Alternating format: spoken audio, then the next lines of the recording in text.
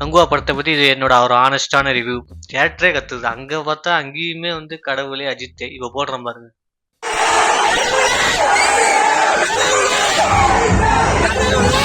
பயங்கரமா இருக்குப்பா. அதெல்லாம் அதான் சொல்றேன்ல, கதையா ஒரு கிரிப் இல்ல. பட் ஆனா விஷுவலாவும் சரி, ஸ்கிரீன் பிளே டக்கு டக்கு டக்கு டக்குன்னு அடிச்சு தவுளிட்டு போயிட்டே இருக்கிறாங்க எல்லாரும். அதுதான் எக்ஸலண்ட் ஒர்க். அதெல்லாம் ஒரு சில பாட்டெலாம் எடுத்துக்கலாம். ஃபர்ஸ்ட் இன்ட்ரோ சாங்குமே நல்லா இருந்தது. எனக்கு ஜாலியாக இருந்தது. பக்கத்தில் கொஞ்சம் ஜாலியாக தான் இருந்தான், சுற்றிட்டே இருந்தான். அந்த பாட்டு அந்த 3Dல பார்க்குறப்போ நச்சுன்னு இருந்தது. ஸ்க்ரீன் சொல்கிறாங்க, தப்பாக நினைச்சிக்காதீங்க.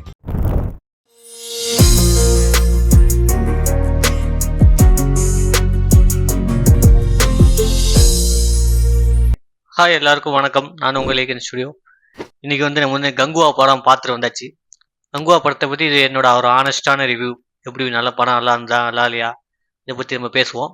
அதுக்கு முன்னாடி நான் ஒரு வீடியோ அப்லோட் பண்ணிக்கிறேன். போன வீடியோ சோழர்கள் பற்றி 1975 படத்துக்கும் பொன்னியின் செல்வன் படத்துக்கும் உள்ள ஒரு கனெக்ட் வச்சு நான் ஒரு படத்தில் ஒரு சீனை விட்டு சீனை ராஜராஜன் சோழன் சிவாஜி நடித்த படத்துக்கும் பொன்னியின் செல்வன் படத்துக்கும் கனெக்ட் பற்றி நான் ஒரு வீடியோ, எனக்கு தெரிஞ்சதை பற்றி நான் ஒரு வீடியோ ரெடி பண்ணி போட்டிருக்கேன். இந்த வீடியோ நீங்கள் பார்க்குறீங்கன்னா ஸோ அதை கொஞ்சம் பார்த்துட்டு வந்துடுங்க. ஏன்னா அது எனக்கு கொஞ்சம் ஒரு ஆறுதலாக இருக்குது. யாருமே அந்த வீடியோ பார்க்க மாட்டேங்க. இதை நீங்கள் பார்க்குறீங்கன்னா அதை போய் பார்த்து வந்துங்க. நம்ம கங்குவா ரிவ்யூ வரலாம். சரி, இப்போ கங்குவா ரிவ்யூவில் என்ன சொல்கிறேன்னா, படம் பார்த்தது எனக்கு எப்படி இருக்குன்னா, நான் ஒரு எதிர்பார்ப்பில் போனேன். படம் கொடுத்தது வேறாங்க. எனக்கு ஒரு ஃபீல் டச்சோ அப்படி இருக்குன்னு சொல்லிட்டு போனேன். நான் எதிர்பார்த்து போனேன். படம் முழுக்க முழுக்க கமர்ஷியல் எலமெண்ட்ஸாக உள்ள படம் இருக்குது. ஃபுல்லாக சூர்யா சார் சவுண்டு கத்திக்கிட்டு தான் இருக்காரு. கத்திக்கிட்டு தான் இருக்கிறதால பெருமாச்சி மண்ணுன்னு கத்துனா பக்கத்தில் இருக்கணும்னு கத்துனாங்க கூட சேர்ந்து. என்னடா இதுன்னு நினச்சிக்கிட்டு தியேட்டரே கத்துது. அங்கே பார்த்தா அங்கேயுமே கடவுளே அஜித்தே இப்போ போடுறேன் பாருங்க.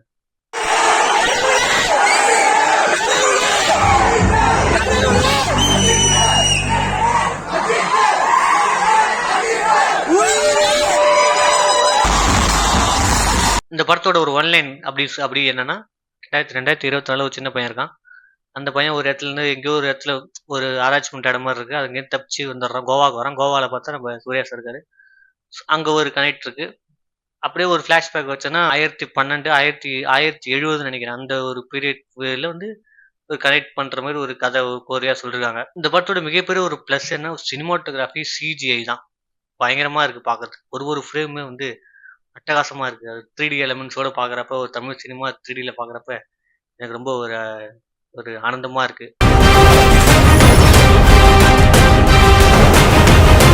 சூர்யா சார் ஆக்டிங் எப்படி இருக்குன்னா, ரொம்பவே நம்பிச்சு பார்க்குற மாதிரி ஒரு ஆக்டிங் பண்ணிருக்காரு.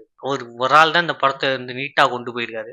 பிஜிஎம்ஸ் தேவி ஸ்ரீ பிரசாத் பா, நல்லா பயங்கரமா இருந்தது. நான் எதிர்பார்த்த ஒரு பாட்டுன்னா ஆதி நெருப்பு. அந்த பாட்டை பார்க்குறப்ப எனக்கு ரொம்ப ஒரு மனநிறைவா இருந்தாரு.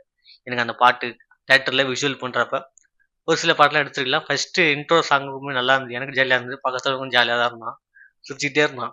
அந்த பாட்டு அந்த 3Dல பார்க்குறப்போ நச்சுன்னு இருந்தது. ஸ்க்ரீன் சொல்கிறாங்க, தப்பாக நினைச்சிக்காதீங்க. அப்புறம் கலர் கிரேடிங் ஆறுமாறாக இருந்துச்சு. க்ரீன் டோனு, வார்ம் டோன், இங்கே 2024 இருக்க கலர்ஃபுல் டோன் பார்க்கறதுக்கு செம்மையாக இருந்தது. பார்க்கறதுக்கு ஸ்க்ரீன் பார்க்கறதுக்கு அட்டகாசமாக அந்த கலர் டோன் இருந்தது. சினிமாட்டோகிராஃபிலாம் சொல்ல போனால் பிரிச்சு மெஞ்சிருக்கா போல. ஒரு சீன் கார்த்தி கேமியோ பண்ணிருக்காரு. எனக்கு கார்த்தி கேமியோ பண்ணிருக்காரு, கார்த்தி சார்.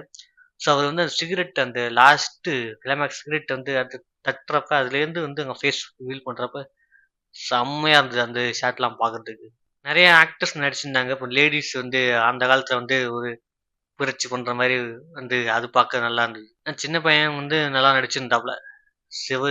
சூப்பராக இருந்தது பார்க்க. சின்ன பையன் நல்லா நடிச்சிருந்தாப்புல. எல்லாருமே நல்லா நடிச்சிருந்தாரு. காமெடி பண்ணாங்க. ஒரு சில இடத்துல ஒர்க் அவுட் ஆகலை காமெடி. யோகி பாபு டின்ஸ் பண்ணாங்க, ஒர்க் அவுட் ஆகலை காமெடி. கதைக்கு ஒட்டாத மாதிரி ஒரு 2-3 பேர்லாம் இருந்தாங்க. ரவிக்குமார் சார்லாம் எதுக்கு அந்த படத்துக்கு வந்தாருன்னு தெரியல, போனாரும் தெரியல. ஐயோ, நெகட்டிவாக சொல்கிறேன்னா சாரி.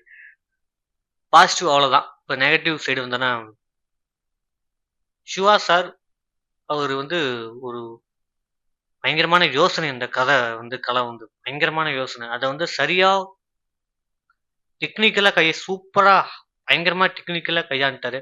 ஆனா அவர் கதையா அவர் சரியா கையாளல. இங்கங்க லாஜிக் மிஸ்டேக், கதை ஒட்டவே இல்லை. ஸ்க்ரீனுக்கும் எங்களுக்கும் நாங்கள் அதுவே சும்மா பார்க்குற மாரி தான் இருந்தது. ஒரு கதையுமே ஒட்டவே இல்ல அந்த கதை. கதை இருக்குது. அந்த இதுவும் மெர்ஜ் ஆவல. அது இல்லைன்னா அப்புறம் படமே பார்க்க எப்படி இருக்கும்? ஆ எப்படா முடியும்? எப்படா முடியும்? அப்படிதான் இருக்கு பார்க்கறதுக்கு. இருந்தா இன்னும் கொஞ்சமே நான் வந்து கதைய கிரிப்பா புடிச்சிருக்கலாம். கதைய புடிச்சு ஒரு ஸ்லோ டவுன் பண்ணி ஹைப் ஏறலாம். ஒரு ஒரு சினிமா ஹைப்பா இருக்கு. ஒரு ஒரு சினிமா ஃபைட் தான். ரத்தம் வெட்டு பறக்குது படத்துல. இதெல்லாம் பயங்கரமா இருக்குப்பா. அதெல்லாம் வந்து அதான் சொல்றேன்ல.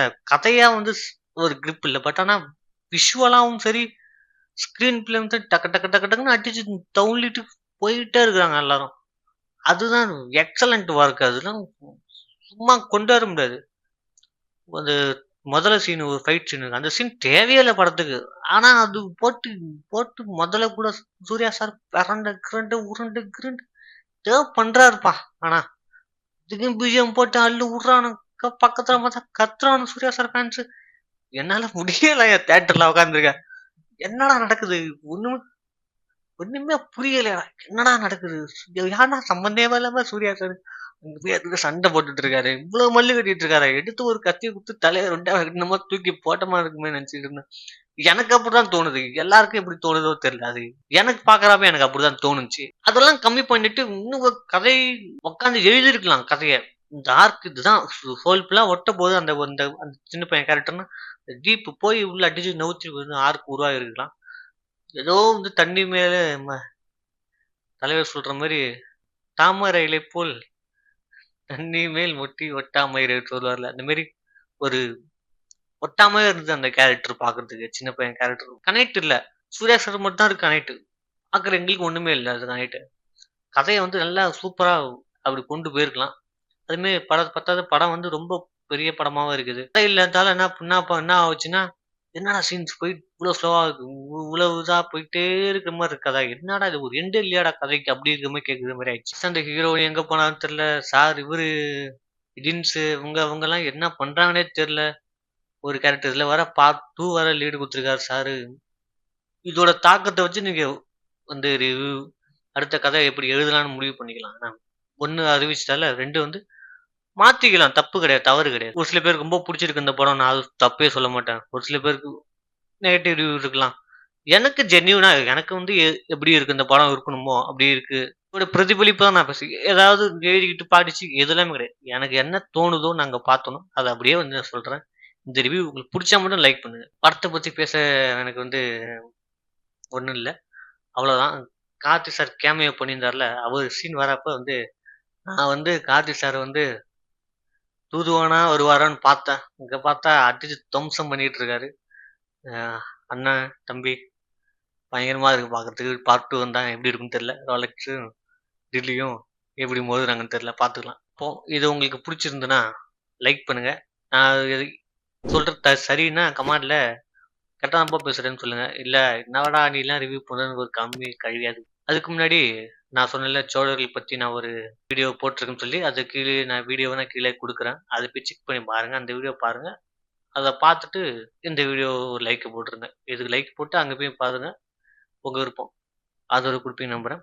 சார் நன்றி, வணக்கம். நான் உங்கள் ஏகேன் ஸ்டுடியோ. பாய். அடுத்த வீடியோல பார்க்கலாம். Kango, Kango.